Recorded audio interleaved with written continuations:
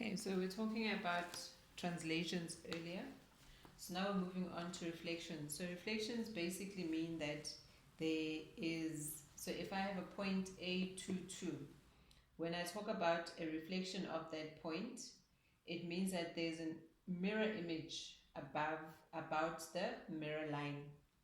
So imagine if this was a piece of paper and I folded it into 4 parts and I had this point here, A, 2, 2, right? And I've folded that piece of paper along this the x-axis, right? Where would this point land? All right, so imagine the point is here and I've folded it along my x-axis and I had to draw another point there. When I open it, where would that point land?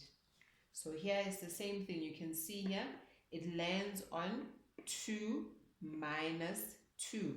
So what has happened is that my x value has remained the same, but my y value has actually then became negative. So then we can say for a point that is reflected,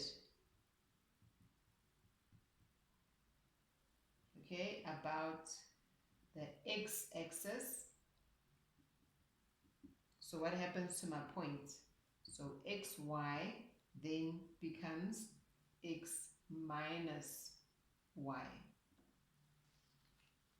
Okay, here 2 becomes minus y. Okay, so minus 2.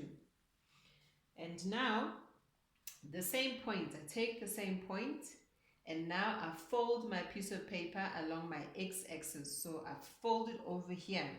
Where would that point land?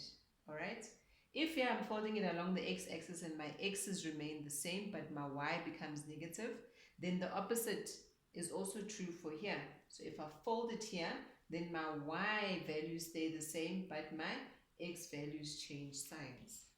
So therefore, if I have a point that is reflected about the y-axis, then what happens to my point is that my y value stays the same, but my x value becomes negative, right? As you can see here.